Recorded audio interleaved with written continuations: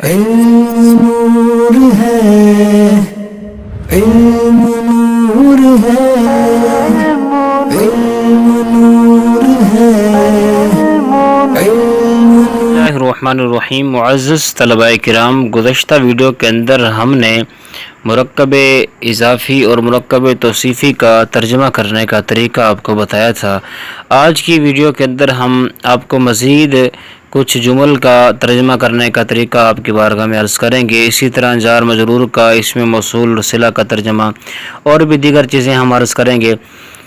جملہ فعلیہ کا ترجمہ کرنے کا کیا طریقہ ہے؟ پہلے فاعل، پھر مفعول، پھر جو اس کے متعلقات ہیں اور آخر میں فعل کا ترجمہ کرنا ہے۔ یعنی جملہ فعلیہ میں ہوتا ہے نا، فعل ہوتا ہے، فاعل ہوتا ہے، مفعول بھی ہوتا ہے۔ تو مفعول بھی جو ہے یا پھر اس کا کوئی متعلق ہے، جس طرح جار مجرور ہے، تو سب سے پہلے ہم نے جملہ فعلیہ کا ترجمہ کرتے ہوئے کیا کرنا ہے؟ پہلے فاعل کا ترجمہ کریں گے، پھر مفعول کا، پھر متعلقات کا اور آخر میں فعل کا۔ جیسے مثال ہے ضرب زید بکرا فی الدار بالعصا، ٹھیک ہے۔ اب یہاں پر ترجمہ کیسے کرنا ہے ہم نے کہ زید نے، ٹھیک ہے، پہلے فاعل کا، بکر کو، پھر مفعول کا کر رہے ہیں۔ زید نے، زید فاعل ہے، بکر مفعول ہے، زید نے بکر کو، ٹھیک ہے۔ پھر اس کے بعد ہم نے کرنا ہے متعلقات کا، گھر میں لاٹھی کے ساتھ آخر میں فعل کا مارا۔ زید نے بکر کو گھر میں لاٹھی کے ساتھ مارا۔ تو پہلے ہم نے جملہ فعلیہ میں پہلے فاعل کا ترجمہ کرنا ہے، پھر مفعول بھی کا کرنا ہے، پھر متعلقات کا اور آخر میں ہم نے فعل کا کرنا ہے۔ یہ آپ قاعدہ اپنے ذہن میں بٹھا لیجئے۔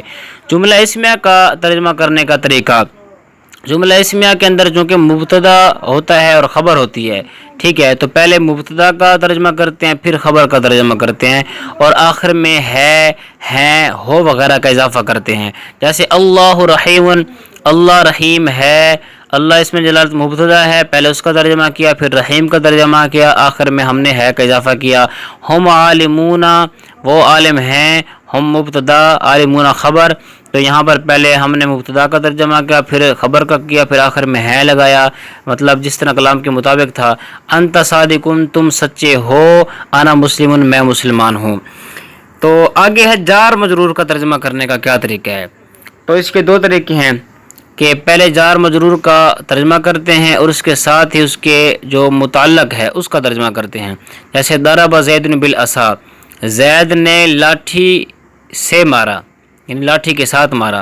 تو متعلق جو جار مجرور ہے اس کا ترجمہ کر کے پھر اس کا جو متعلق ہے زید اور ضربہ، یہ جار مجرور مل کر اس کے متعلق ہو رہے ہیں اور ضربہ متعلق ہے تو اس کا ساتھ ترجمہ کرتے ہیں۔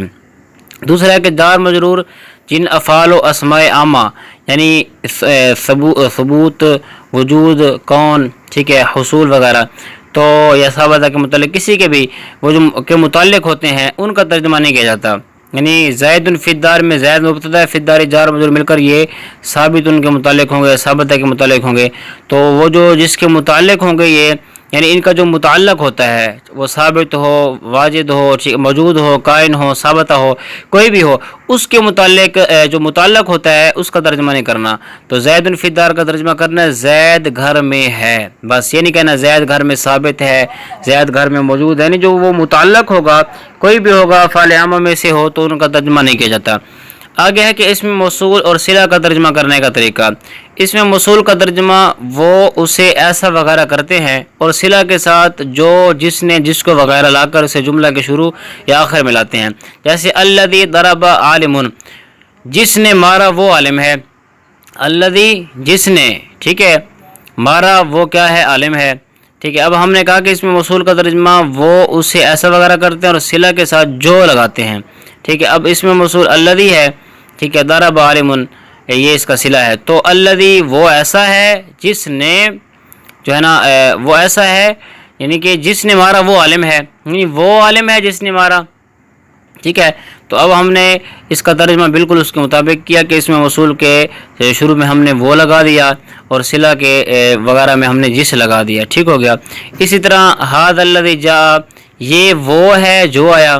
اسی طرح ارأیت الذی یکذب بالدین، کیا تم نے اسے دیکھا جو دین کو جھٹلاتا ہے؟ تو اب یہاں پر وہ اسے کا جو ہے نا ہم نے ترجمہ مطابق کر دیا۔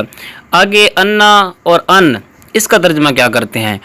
اصل میں نا انا کا ترجمہ ہے کہ، یہ ہے ترجمہ کہ، مگر کبھی محاورتاً اس سے پہلے یہ ہے، یہ بات، یہ خبر، یہ کہ وغیرہ کا اضافہ کر دیتے ہیں. جیسے علمت ان زیدن عالم، میں نے جان لیا کہ زید عالم ہے. ٹھیک ہے. العجب ان الجرح شدید، تعجب یہ ہے کہ زخم شدید ہے. ٹھیک ہے. یا پھر یہ جو انا ہے اس کو ما بعد کے ساتھ ملا کر مصدری ترجمہ کرتے ہیں. ان تصوموا، یا ان ہے تو ان تصوموا خیر لکم. ٹھیک ہے. تو تمہارا روزہ رکھنا بہتر ہے، تمہارے لیے تمہارا روزہ رکھنا بہتر ہے. تو اب یہاں پر مصدری منع کر دیا.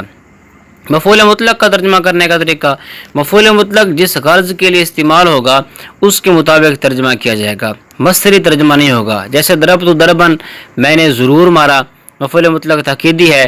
جلست جلسۃ، میں ایک مرتبہ بیٹھا، یہاں مفعول مطلق عددی ہے. اور جلست جلسۃ القاری، یہاں مفعول مطلق نوعی ہے. یعنی جس غرض سے ہوگا اس کا استعمال ہوگا، اسی اعتبار سے ہم نے ترجمہ کرنا ہے. حال کا ترجمہ کرنے کا طریقہ کیا ہے؟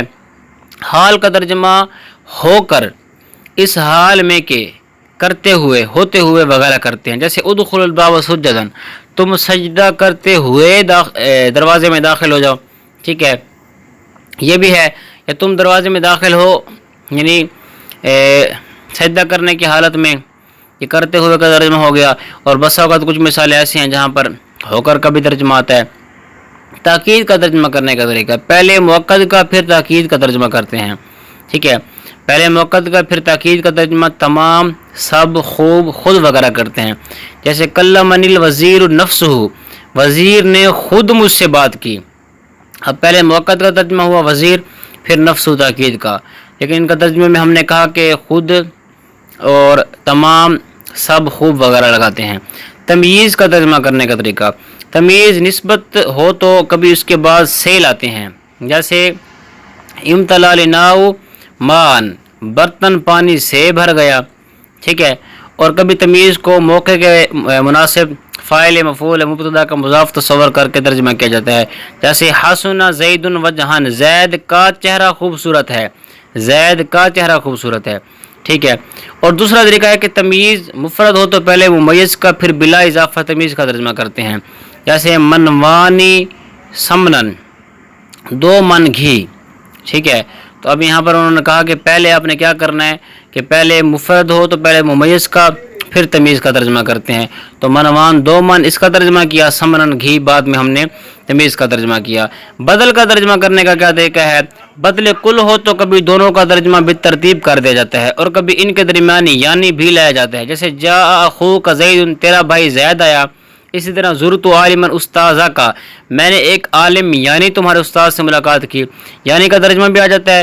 اور بدل کل ہو تو بالترتیب بھی ترجمہ کر دیا جاتا ہے. بدل بعض یا بدل استعمال ہو تو مبدل منہ کو ضمیر کی جگہ پر تصور کر کے ترجمہ کرتے ہیں.